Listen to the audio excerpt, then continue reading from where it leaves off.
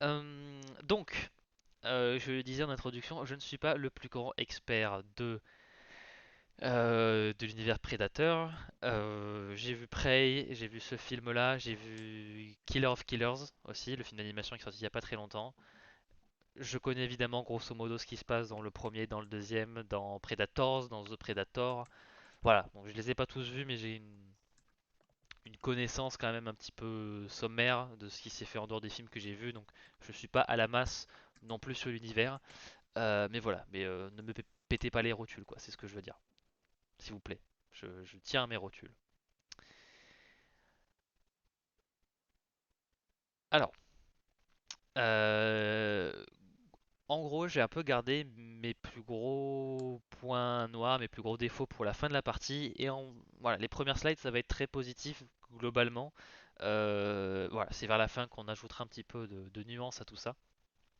Dans Predator Badlands, on suit un Yautja, je sais pas comment on prononce, qui s'appelle Deck, qui se retrouve sur une planète pour éliminer une menace très puissante, pour prouver à son clan, voilà, que c'est un Yodja digne de nom, et donc éviter la honte d'être un paria, etc., etc. Je dis pas exactement dans quelles circonstances, on va dire, il est poussé exactement à faire ça, parce que ça fait là, on est déjà dans du spoiler. Euh, mais voilà, donc il se retrouve sur une planète très hostile pour aller chasser vraiment une créature très puissante qui est vraiment réputée comme imbattable, etc. Euh, et donc on a quand même affaire à un Yoja qui est quand même catégorisé par son peuple comme assez frêle, assez petit, assez faible. Donc voilà, on n'est pas avec un gros mec cheaté, on est quand même sur quelqu'un qui est considéré comme un loser, en gros, en termes de caste au niveau de sa planète. Euh, Matt, c'est les rumeurs, ça veut pas dire qu'elle est effectivement imbattable, hein. On commence déjà la bagarre. Donc voilà, on le retrouve sur une planète qui veut tout le temps sa mort. Euh, En termes de personnalité de prédateur, on est grosso modo dans le à peu près. Ça va, il agit relativement normalement, obsédé avec le fait de tuer des proies plus puissantes que lui, etc. Enfin voilà, de déterminer sa valeur. On reviendra un petit peu sur l'évolution de son comportement un peu plus tard. Je parle vraiment en termes de au point zéro du film, parce que là, il y a un peu plus de choses à dire. Mais globalement, on le fait pas trop parler. Le costume est bien. Le maquillage, enfin voilà, le maquillage, les effets spéciaux, enfin, en termes vraiment de la gueule qu'il a, pas grand chose à redire. C'est vrai que j'aurais bien aimé qu'il ait le masque, le casque, parce que c'est vraiment en termes d'iconisation de personnage, c'est très important. Euh, mais ça rejoint un petit peu le but il a pas son casque, il a très peu de gadgets. Très vite, on fait en sorte qu'il a pas ses gadgets. Et quelqu'un au collège était venu pour nous parler de Skyfall pour dire que c'était un bon film James Bond parce qu'il avait quasiment peu de gadgets dans le film, ce qui fait que t'as pas le truc de ah ben j'ai un gadget pour me sortir d'un truc de scénario un peu chiant. Et là c'est un peu le cas où c'est vraiment il a très peu de gadgets, très peu de technologie et il est un peu plus obligé d'utiliser son environnement, euh, son intelligence, enfin voilà. Donc ça c'est un côté que j'aime bien dans le traitement du personnage, c'est qu'on le place pas sur un piédestal en termes de puissance ou quoi que ce soit, et il a vraiment besoin de gérer sa mère quoi. Voilà. Pour l'accompagner, nous avons une androïde de la Wayland Yutani, hein, donc voilà, on fait les ponts avec l'univers d'Alien, dont les objectifs, on va dire, vont dans la même direction, et il se sert d'elle pour naviguer dans la planète, etc., etc. Euh, donc voilà, c'est son outil, hein, comme il l'appelle dans le truc. Et ce qui est marrant, c'est qu'elle a juste son torse, en fait, elle a plus de jambes. Ça a été, ben, elle a été coupée en deux par la créature en question que cherche le Yoja. Et donc ça fait un truc un petit peu rigolo où oui voilà, elle a pas du tout la même personnalité parce qu'elle est beaucoup plus normale entre guillemets. Là où un Yoja c'est vraiment je fais pas de blagues, je parle très peu, etc. Donc voilà, il y a un contraste un peu sympa. Après bon, vous n'aimez, vous n'aimez pas. Moi ça va, ça a plutôt bien marché. Il n'y avait pas de blagues lourdingues ou je sais pas quoi. Mais voilà, le fait de voir un Predator s'attacher à une sorte d'androïde coupé en deux derrière le dos. En termes de concept, je trouve ça fun et ça permet un petit peu de pallier voilà le manque d'informations qu'il peut avoir et en apprendre plus sur la planète. Donc voilà, je trouve que c'est un développement assez organique et le fait qu'il la garde à ses côtés est logique parce que je pense que ce que je me suis dit, c'est que pour lui, c'est vraiment juste un objet et pas vraiment un être vivant, quoi. Il n'y a pas de menace ou quoi que ce soit. Donc voilà. Il faut savoir que voilà, les prédateurs, si t'es pas une menace, s'en foutent un peu de toi. Alors, ils peuvent te tuer s'ils le veulent, mais c'est pas. Les prédateurs, c'est un peu variable, hein. Des fois, c'est des grosses races, des fois, ils ont un code d'honneur, c'est kiff kiff. Ça dépend des clans. Euh, la grosse bestiole. La grosse bestiole en question qui doit les taper, euh, c'est le Kalisk. Voilà, donc j'ai fait un petit jeu de mots avec nos amis québécois. Si vous regardez cette vidéo, hein, voilà, bonjour. C'est vrai qu'effectivement, Matt, voilà, parlait d'un petit peu de son statut, un petit peu controversé, on va dire ça comme ça. Euh, c'est vrai, il y a un petit peu le côté de, voilà, c'est prétendument une cible hyper dure à abattre. Finalement, peut-être pas tant que ça. Enfin voilà, on voit à quel point, enfin, on voit sur quel point elle peut être un peu plus faible, etc. Comment exploiter ses faiblesses. Je suis d'accord. C'est peut-être une des facilités, un des trucs qui m'a un peu plus déçu dans le film. Par contre, j'aime beaucoup le design. Voilà, il y a un petit peu des dents partout, il y a des tentacules. Enfin voilà. Et puis même, ça rejoint un peu le film a de la gueule, même dans ses travaux de créature, de design, etc. Donc voilà, c'est un antagoniste, en tout cas un des antagonistes du film qui, je trouve, fonctionne bien. Et il y a un petit retournement de situation vis-à-vis de ses pouvoirs. Voilà, on croit que la bête a été neutralisée. En fait, peut-être que c'est pas si facile que ça. Enfin voilà, voilà, je trouve que le design est plutôt cool, il fonctionne bien.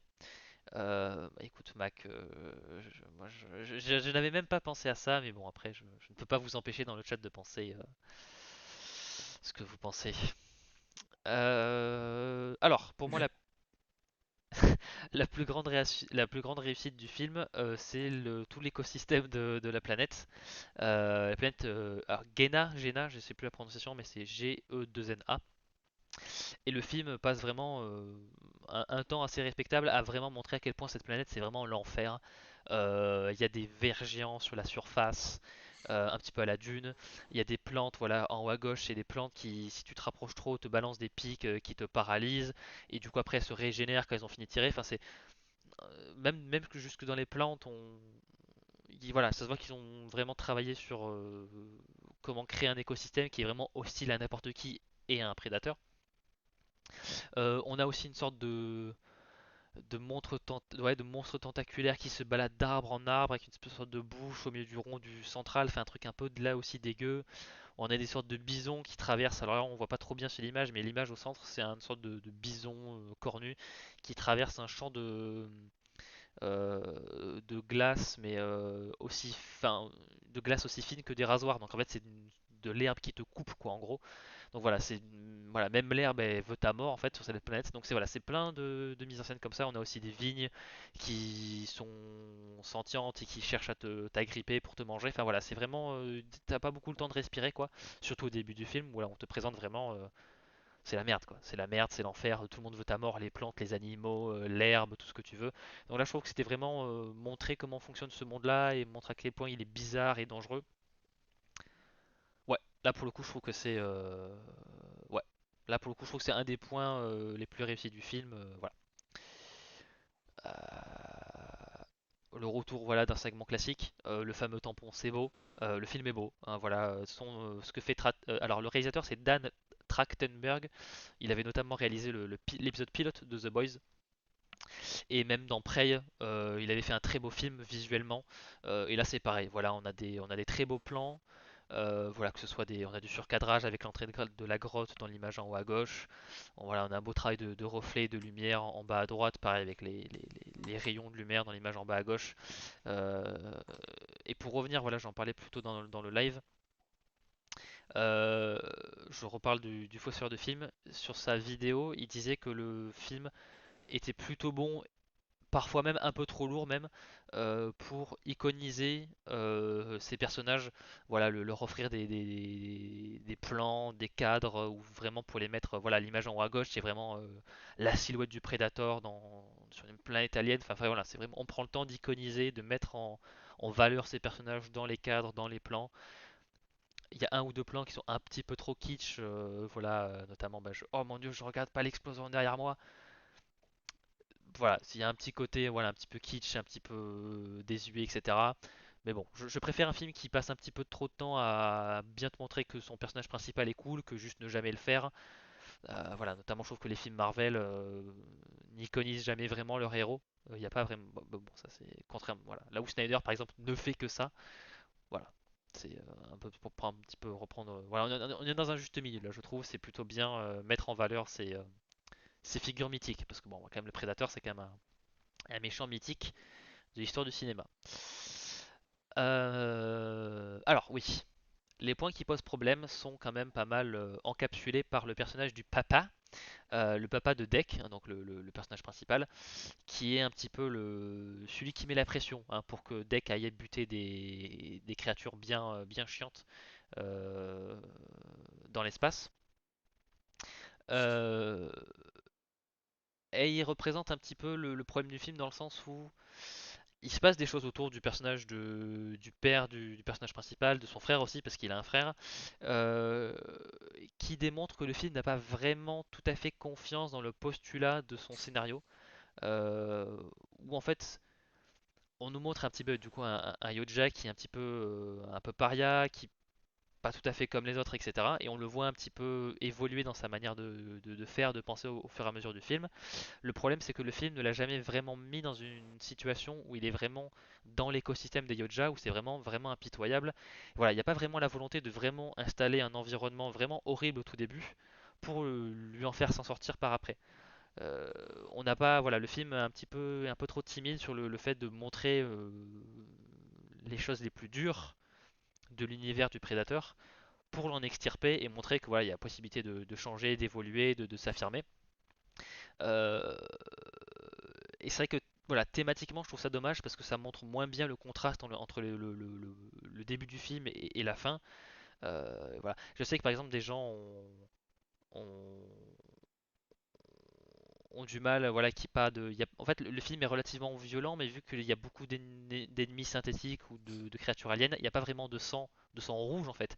Il y a quand même des liquides qui se comportent exactement tout à fait comme du sang, mais c'est vrai que juste pour contourner un petit peu la classification la plus sévère aux États-Unis, voilà, ils sont partis sur des. Voilà, et je comprends un peu le côté de. Il n'y a pas le côté un petit peu plus sanglant, quoi que ce soit.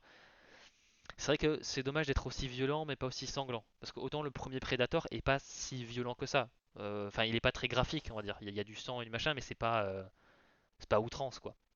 C'est pas comme un The Predator de Shane Black. Euh, donc, l'univers Predator a pas besoin d'être graphiquement méga violent pour fonctionner. Par contre, si tu montres beaucoup de violence et de mecs coupés en deux, oui, c'est vrai que si tu mets que des androïdes et des machins, je comprends tout à fait que des gens soient un peu frustrés par le manque vraiment de sang concret. Moi, ça m'a pas trop dérangé parce que les autres qualités du film ont fonctionné sur moi.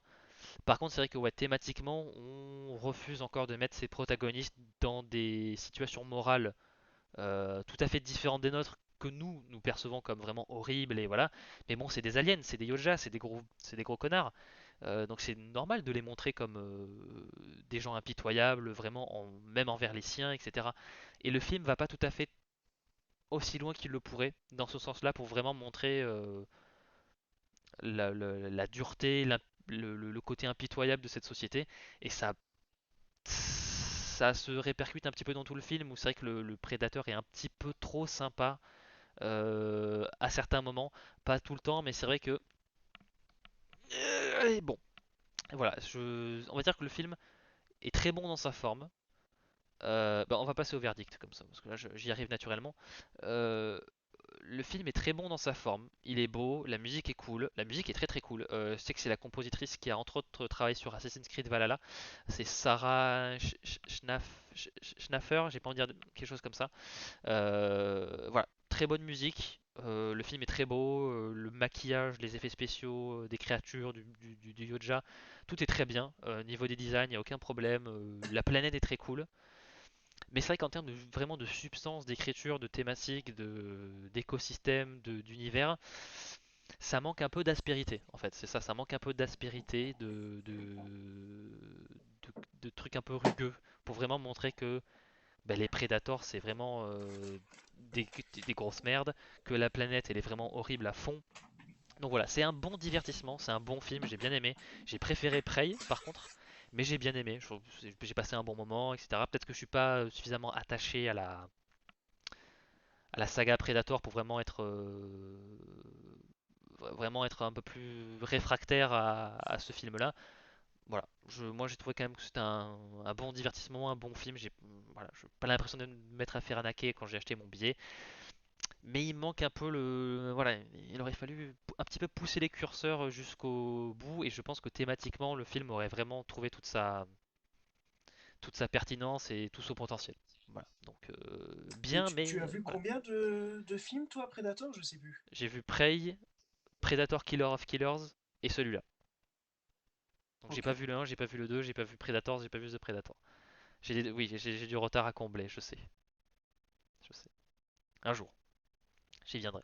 Mais voilà, c'est bien, mais il est passé à côté de son potentiel. C'est dommage. Mais bon, ça, voilà. En tout cas, j'ai quand même confiance dans le gars en Trachtenberg. Il fait quand même globalement du bon taf et je pense que c'est pas déconnant de continuer avec ce qu'il fait. C'est voilà, de la très bonne facture. Mais voilà, corriger un peu le tir, ce serait bien.